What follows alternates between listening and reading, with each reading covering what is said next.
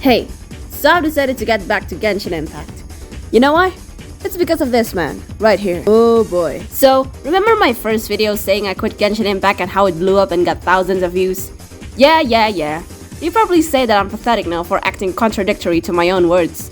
But hey, I also say at the end of the video, I might go back when I want to. I have 36 days left since the recording of this video to grind primotes for this man and catch up to all the previous events and story quests piling up on my account for more than 6 months. I gotta catch up fast. You might be saying right through the screen, furiously typing in the comment section, "See? This is why you can Genshin Impact because you always speedrun content so you are dumb stupid baby head poo poo." And you're wrong. On the bright side, I'm hoping this will revive my passion and my love to come back play this game because honestly, it's a good game.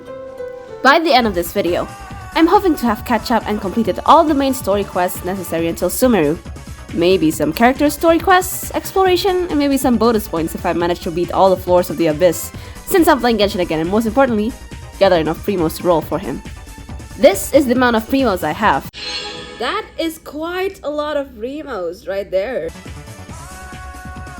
And this is the amount of quests that I have to do. This will be a pretty long video and forgot to tell you, spoiler alert for anyone who hasn't done the Inazuma character story quest and the Archon quest until chapter 3 act 5, and also for anyone who hasn't explored the Chasm and Sumeru. I'm gonna be summarizing a lot of the stories and my experience and commentary on it, so if you only want a spoiler-free summary of everything that I did leading to me rolling for Scaramouche, you can get to the timestamp below in the description box. An absolutely pain in the ass for me to edit. But I think it'll be worth it. So sit tight, buckle your seatbelt, it's gonna be a long ride. Day 35 is only me catching up to Act 2 of Raiden Shogun's story quest, Transient Dreams. So we start off with beating a lot of these flying wolf thing called Rift Towns that's attacking the ley lines of the Inazuma important branch tree thing. As we fought with A, she goes into this stun mode a lot when fighting, which is kinda weird because there's no ice and water, so how? We quickly discovered that the reason A's body has been acting up is because the puppet or the Shogun has been hijacking her because it doesn't follow the definition of eternity and how she operates stuff in the past. Because you see, Shogun is basically past stubborn A. Shogun is her own person that oversees Inazuma, but because MC Protag here came to Inazuma and changes her view, things started to get a little bit chaotic. So we confront this Shogun by going to this plane of Euthymia called Makoto's Realm of Consciousness and got into this boss fight with the Shogun, which is pretty tricky, and that's when I realized that I need to cook more food. So I was pretty worried that I'd run out of food and died. I coached my way through and beat the first fight, and that's when I realized this is only the beginning of duels after duels. Thankfully, we got sent back from the realm because A's childish and stubborn as insisted on fighting the Shogun with sheer will and combat for the future of Inazuma. We went to Miko for help and Miko sent us back to the realm, and there's this really cool split mirrored cutscene. We got in and centuries have passed inside the realm. A is exhausted but still determined and win every single battle with sheer fucking will. And the Shogun agreed to get to the last duel with Traveler as the witness, and oh boy, this time she got mecha hands. I was really worried. There's a lot of new tricks and skill set that I forgot after my last boss battle with Shogun because I fought her when Inazuma was first released. I clutched and used some sick iframes to avoid big PP damages, used Adeptus Soup and my dying healing food supply. We won and the Shogun doesn't become a puppet or a tool anymore, and become A's new shadow, just as A was Makoto's shadow. In the final battle, the Musho Ishin, or the Booba sword, got unleashed in its full power, and Makoto's consciousness appeared and basically congratulate her. She gave her a Sakura seed to be planted in the realm. The discord is solved, everyone went back, and the quest finished. So we got no class at school today, so I ended up playing Genshin with my friends in class. She really likes Ito, so we did his quest, and I saw this problem yesterday about quest overlapping, and Ito's quest is also the same place where Ayato's quest triggers, and I was pissed. So I was talking to this dude about the whereabouts of Ito, right? We got rumors of him stealing shit, which I thought is pretty out of character. I was about to walk to talk to the fabric lady when the stupid Ayato cutscene quest triggers. We stumbled upon 2 NPCs that I couldn't care less about, which turns out to be related to the secret couple Forbidden Love type beat that we helped back when we first arrived in Inazuma. And I'm like, I remember about them, of course. The reason we got out of Rito, aka the border island for newcomers in Inazuma, is because of the couple. For context purpose, we got a solid reason to escape Rito because we were asked to deliver a secret love letter to a guy named Kujo Kamaji. And I'm like, sick, I hate this place, let's go. Hiragi Chisato, aka the girl, and Kujo Kamaji is about to get married. But it's still rumors at that point. I thought I'm still in Ito's quest, and I thought Ito's the one who's who's making all the trouble from these two to getting married. Which is stupid because I don't think Ito gives two shits about political affairs. Things start to get odd when there's a Toma Ayato cutscene and I'm like, what the hell is Ayato doing in Ito's story quest? When this man started to speak, however, I hate this guy's voice so much, oh my god. He's giving Walmart Zhongli, like, his voice doesn't match his face. If his personality can be compared to food, he would be a plain white bread. Tasteless, flavorless, white. It took more than half an hour to realize that this is Ayato's story quest, not Ito's. I ended up almost finishing it and... what is the blood? I don't even remember. I'll try to summarize it in a few words, but my mind was begging for some action. Let's see, Kamaji, Chisato, Mary. I think we talked to Chisato about something. I AFK'd and went to play Limbo on my phone while they talked, so I didn't pay attention. More talking. Wait. Why the fuck are we fighting and who is that dude in jail? Ayato Q, go brrrr. I think this Matsura dude is the bad guy. He talks a lot. I AFK'd again because I'm bored and... when Ito blocked Ayato's story quest, that's when I finally realized I was doing the wrong quest. We were hella pissed. And we finally talked to the fabric lady. For the love of... Kimono lady said Ito likes to play with kids. Sounds very Ito. Detective Sango wants to arrest Ito because of a head bounty by the Tenryo Commission. She told us this really cute storytelling cutscene that tells the story of the Crimson Oni and the Blue Oni. To summarize, basically, Blue Oni becomes the bad cop so Crimson Oni can be the good cop and become accepted in human society. Then Blue Oni went, peace! And also Onis are allergic to beans. We get to scare this funny himbo-ni looking guy with some beans, bro. He's so funny. He got that country mixed accent which perfected his character, I'd say. I pack a mean punch, you know. I don't want to hurt any regular folks like you. We were supposed to take him back to Inazuma City to arrest him, but instead we got dragged by this little kid to play some Beetle War. We went beetle hunting. Ito found a small beetle. We got a giant purple one, which is nice. We did some beetle battling with some beetle bantering. Ito lost for the 7th time. We won as usual and we got back to the serious plot. Turns out the Blue Oni is the one who's actually been doing all the be gay do crime agenda all over the town and Ito's been looking for him. Of course we helped because justice. We did some tracking quests, fight some dudes, and finally found a Blue Oni named Takuya. Takuya got some internal racism going on and is being racist to himself. We just shut up and let Ito take the wheel like Jesus did. We got caught by the Tenryo buddies while talking. We beat some of them up. Man, I love Ito's playstyle. We did some tracking quests, got into a fight and... my iPad is at 10%. We found out Takuya and his buddies got a hideout, a fancy one. We kicked some asses once more when we got inside. We found the Beatles' kids' parents. His parents were kidnapped. This guy right here is the boss of the place. He got a paper that acts as a self-destruct power button for the hideout. Takuya took it from him, but the guy triggers it and there's this really cool cutscene. We all got away. Ito and Takuya both got arrested, one for stealing and Ito for 10 years old. Daisuke's parents reunite with the kid. The quest ends. And also this really cute cutscene. Let's go back to Ayato's story quest. More boring talking. More talking. Oh, it's a bad guy. More talking. Matsura got dragged to Ayato's and Ayato obliterates him with his words, which, nice. Hiragi talked to Ayato about boring stuff, clan, family, blah blah blah. The epilogue is Ayato talking to Toma and I can hear the shippers already going insane. The quest ends.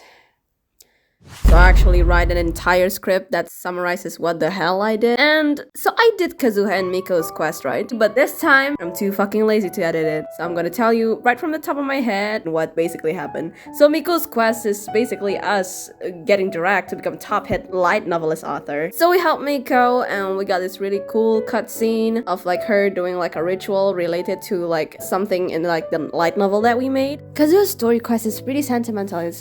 I would say it's like the top 3 of like all the story quests that I've done. So it tells about this blade that comes from Snezhnaya that is forged by the Amenoma clan. Basically the sword has its own consciousness and it possessed a lot of people throughout the journey because the blade has a purpose of like challenging the Raiden Shogun because it's like the owner's wish. Turns out it's actually got twisted and the owner's wish just want the blade to show its worth because the blade has gone through such a long journey from Snezhnaya. It got battered. The blade basically got into an existential crisis. But in the end, we got this really cool cutscene about how the blade forged itself for like the last time as his final dying wish. And we actually got the sword. I thought it was just going to be another limited decoration and you have to forge yourself, but no, we actually got it as part of finishing the quest.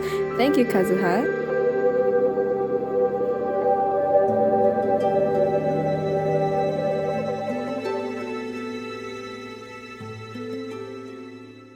So I explored most of the chasm in 3 days. We get to this tediously long prerequisite obligatory quest on breaking the seal. We got in and it's pretty dope. We were given a lumen spar, which is this crystal thingy to help act as a purifier and a source of light and energy as we explore further. I actually really like this mechanic. We blow off some cannons to open up new areas. We go further and we found this crystal orb thingy from similar materials we found in Dragonspine. We solved the puzzle for the orb thing like twice, and the second one, the ball thing, explodes. We go down and we saw a full-on upside-down underground city. Oh, and we also accidentally reunited with Dainsleif there. He was hunting down an Abyss Herald and followed it to their portal, but somehow he ended up here. We got a lot of Abyss lore from him in such a short amount of time about his past and Candria too. And about the sibling being Dainsleif's traveling partner, that's canon. We investigate further and found signs of hilichurl activity, and Dane revealed that hilichurls are Candria people which were cursed to immortality, which the upside down city weakens the curse, so that explains why all the hilichurls go down here. Suddenly we got attacked by some serpent dudes. Dane revealed that they were once royal guards of Candria, and there's this one serpent dude who keeps looking at us and suddenly go away. But anyways, we explore further into the city. More plot reveal. Abyss and Candria are old, right? But the Abyss Order is actually older. We fought some more serpents and more. We found more hilichurls and we got surrounded, and the dude who keep looking at us called Halfdan ordered them to go away. Turns out the serpents were just trying to protect the people of Candria, or the hilichurls.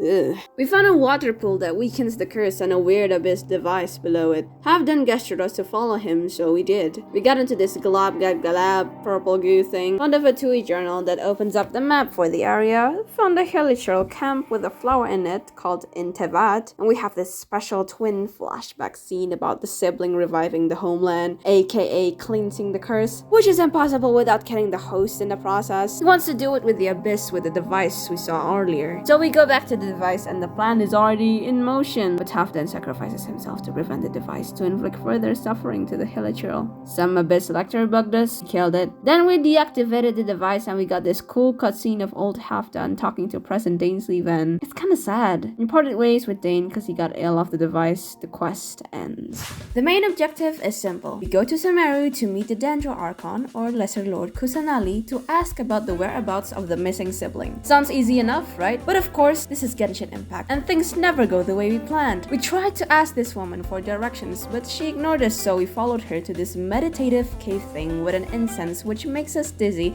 and transports us to this dream thing with this absolutely giant pink tree that says, "World, forget me." We woke up at like this cute little fairy house. We met with Kale and Tainari, who are forest rangers that helped us and gave us medicine so we'd wake up. We told what happened to Tainari when we passed out, and he's like, "Yep, you hallucinated," and told us to stay in the village till we fully recovered, and we're like, Alright. The next day, we went on patrol with Kole to ask about the Dendro Archon. The former one is called Greater Lord Krukadevata, and she died a few hundred years ago, so the situation's kinda similar to Ayan Makoto. We clean the statue of the Seven, we meet back with Kale and eat some pita pockets. We learned Tainari is a great scholar at plants, and sages from the academia offered him a lot of positions and opportunities there, but he's like, nah, I prefer to stay in the forest. The chat came to an abrupt end when Kole suddenly get a concerning reaction when we were joking around. So we spoke to Tainari in the morning and found out Kole had a chronic lifetime disease called Elazar, and it got no cure. But one time she got treated by a harbinger called the Doctor,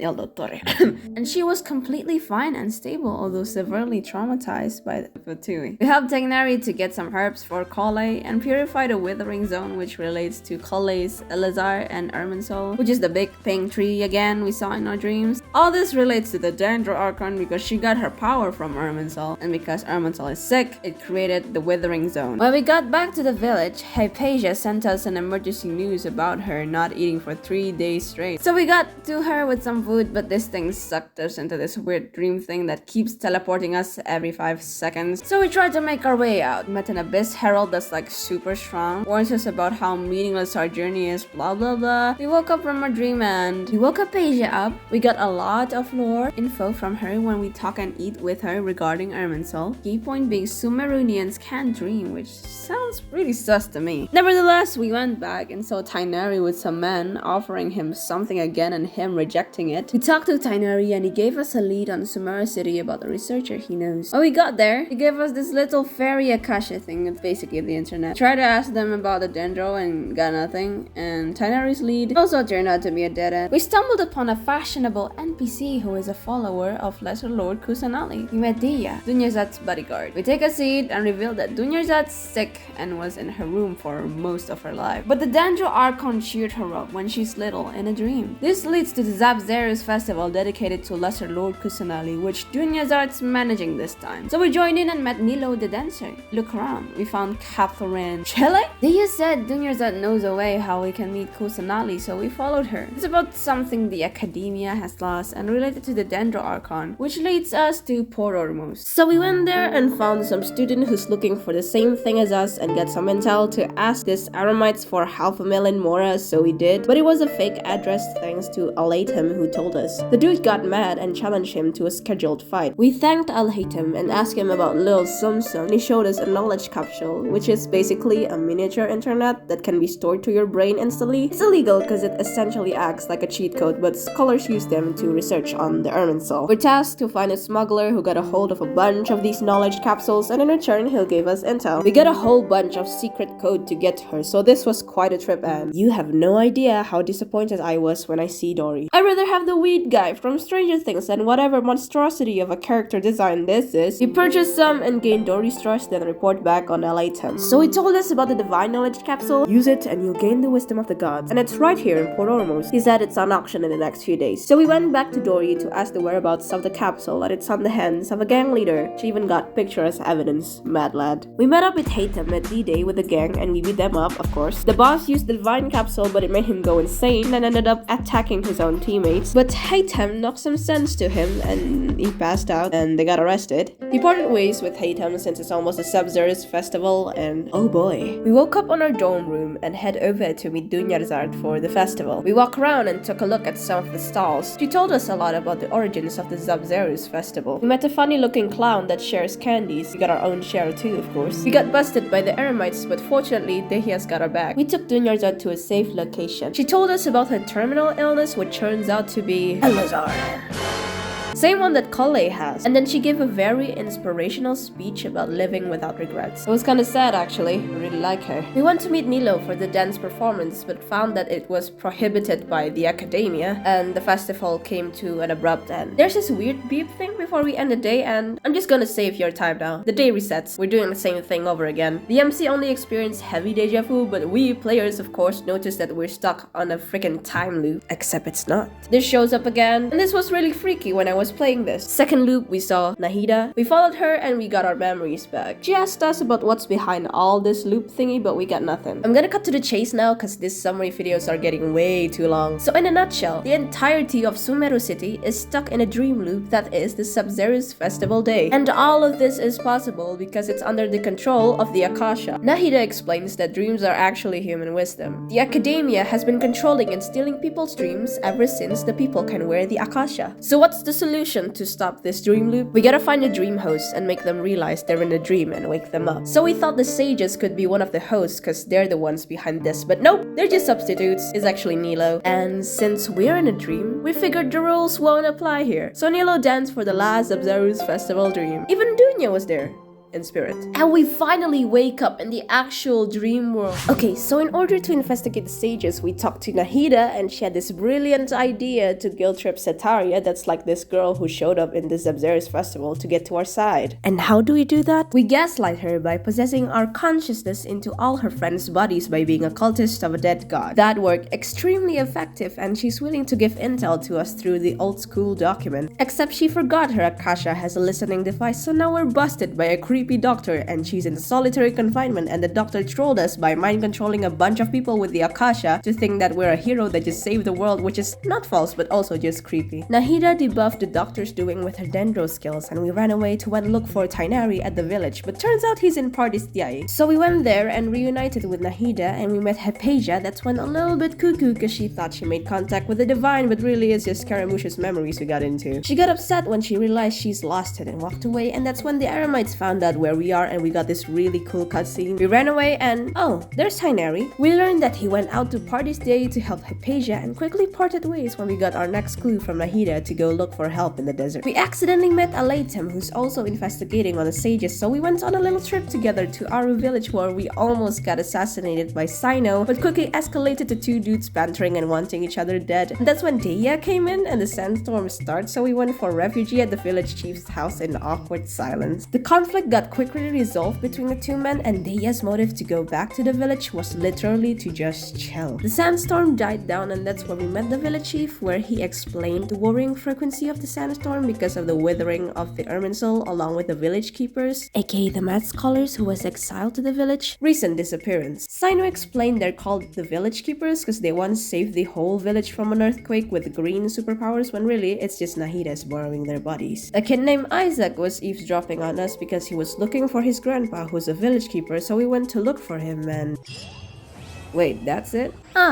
There we go. We asked the locals around about village keeper grandpa to no avail when we caught some dudes talking about the resurrection of the late King Deshret, so Sino decided to question them persuasively. They said they got it from hearing rumors when drinking, and we got some information about the radicals, which are King Deshret's fanatic, which these guys are well acquainted about. Knowing enough, we went over to Grandpa's house for clues and found some scent of an incense and mysterious footprints of a man. We report back on Candice and Dehya when there's this nosy dude eavesdropping on us, but fortunately, Dehya catch on. We decided to split up and went with Dehya to Karafan Ribat to ask for the radicals' whereabouts with some fake agenda, where we got ambushed. But we fought back, and Uno reversed card by giving him fake intel with the dude who was eavesdropping us earlier who's working for him. We took Zaki and his man to Candice for interrogation, and the next day they told us that once again they heard rumors about King Deshret's resurrection from the tavern, and some mystery man told them to use the mad scholars as a perfect sacrifice for King Deshret's resurrection in exchange for an all-granting wish. They lured the mad scholars out of the house with the incense to a junction for the mystery man to take them away. So it's pretty obvious this mystery man works for the academia, since some time ago the academia tried to take the mad scholars, village keepers, away. We went out the house to track them down when we accidentally catch Alatem outside chillin' with some bonus intel from when we separate. He took us to a girl we've spoken to who's actually been observing us this entire time, and after gaining her trust she told us that she heard strange crying sound in the night at an abandoned hospital near the village. So we visited the hospital in the afternoon, and this dude literally sat down, pulled out his book, and chilled to burn his time before the night comes. So we heard crying from the basement at night and went downstairs and found a guy having the same symptoms as the Aramite dude who used the divine knowledge capsule on us some time ago. There were drag marks on the ground, and it seemed whoever is behind this left in a hurry and the guy got left behind. It almost came full circle when he explained how the academia spread false rumor of King Deshret's resurrection and these sacrifice to gain support of the radicals' manpower for easier transport of the village keepers. But why does the academia needed the village keepers or mad scholars back if they're the one who exiled them in the first place? The academia need to extract their brains into knowledge capsules. So, knowledge can actually come from people's brains. Yeah. This was a pretty dark story quest for me, and I only realized that when I was writing this script. Anyways, there's still a lot of questions to what we can conclude so far, so we decided to take the guy back with us to Candice's and report back on it for discussion. We figured the reason we only got very little clues for the longest time is because Sino's a big shot in the academia, and they've been monitoring him to predict our movements. So we tracked back to the desert of Sino's roots and found a bunch of these headsets covered in sand, and further along found Aramites talking to Dia. Isaac went to surprise Deia, and we confronted her, and turns out these Aramites are a bunch of Deshret's fanatic kidnapping the scholars. But Alatem had the brilliant idea to turn himself in as a hostage for a greater deal against the academia. Deia played along and vouched for him by her right arm. Her arm got cut and... you really think that actually happened? There's no gore in this game. What do you think this is? Mortal Kombat? It was just a test. We met the next day in front of the pyramid when Rahman wanted to exchange Grandpa for a Latham, so a fight broke out and suddenly there's an earthquake and we got sucked into the sand. We discovered ourselves in the entrance of the pyramid, so we head in to explore, and this took 11 minutes, probably more for me to solve the pyramid puzzle, so I'm just gonna... yeah. There's this cool elevator thing that brought us to King Dashret's tomb, where we got a whole flashback of memories on how the Dendro Archon and King Dashret help each other through life and death. And the Dashret fanatic just went to 5 stages of grief in a span of 5 minutes, then become a nice guy willing to help us and free all of the village keepers. The next day, he brought us to the kidnappers, and they explained that they've been kidnapping the village keepers because they want to create a god that is... Scaramouche, will you do the fandango? They started by creating a divine vessel, then harvested dreams via the Sub-Zero's festival dream loop. With that, the Akasha is able to extract power from the Gnosis, and the last step is they needed to gain divine wisdom from a bunch of divine canned knowledge which can be extracted from the village keepers' brains. Whew. Well, that was some explanation. Finally, the village keepers have all been freed, while the 2 kidnappers are being supervised. We gathered round and had a snack while we'll fill in the gang on our journey to then head on to our next plan against the Academia. Hi. So my gameplay footage for Act 5 is... gone. Because my dumbass didn't notice that my iPad's memory is full. So here's a little backstory. We got no class at school that day, again because it's almost the end of the semester. I pressed record and play Act 5 with my Genshin classmate buddy, and we were having a fun time, you know, and I was enjoying the gameplay. That week I played so much and recorded so much footage gameplay for the Yarkon quest that I forgot to check the storage. And I only realized when I finished playing the whole quest that I checked that the storage is full. So the gameplay footage that I recorded when I was playing went down the drain. Just like that. I only have like a little bit of footage that survived, but I don't want to edit them if I'm only giving like barely half as a story. I'd rather just tell you guys. Not gonna lie, this could have been worse, and I'm eternally grateful that I barely have any technical difficulties while editing for this project video. The gacha gods bless me on that one. But Act 5? Really? I could get the footage from YouTube and just like edit it and summarize it myself, but it just doesn't feel the same. And I'm not willing to give in to voluntary torture because this project alone has given me enough of that from start to finish. Kind of an anticlimactic ending to this chapter, huh? I'm sorry.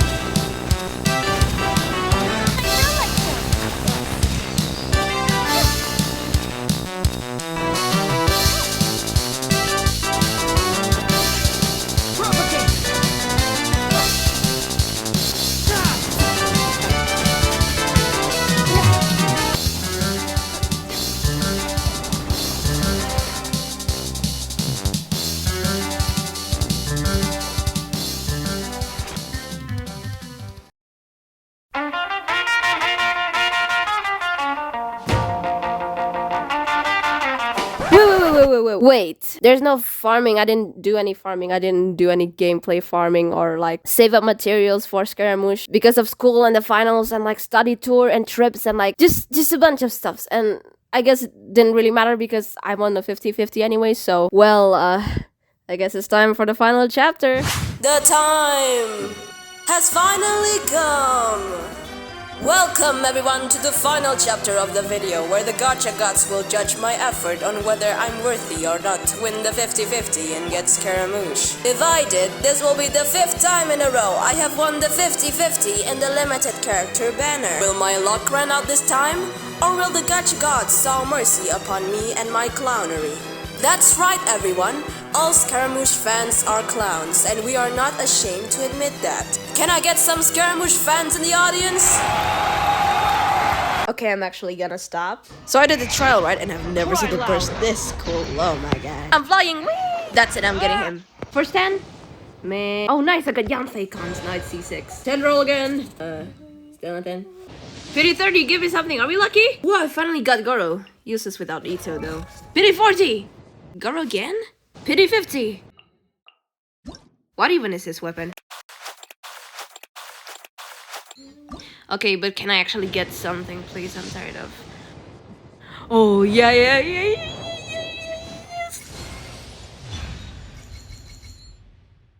What the fuck? I mean, thanks for the 5-star Dendro character, but seriously? Tinary? Oh my god, I might actually not get it. I'm sorry for everyone's building up watching all of this video. I'm sorry. Please let me get him. Why is it annoying when you get him? Please. I'm begging the gacha gods. Give me an opportunity. Please. Oh, there we go. Okay, let's see. 21, 22, 23, 24, and 25, ladies and gentlemen, we finally got him! Got him. Holy shit. Oh my god, I'm literally shaking right now.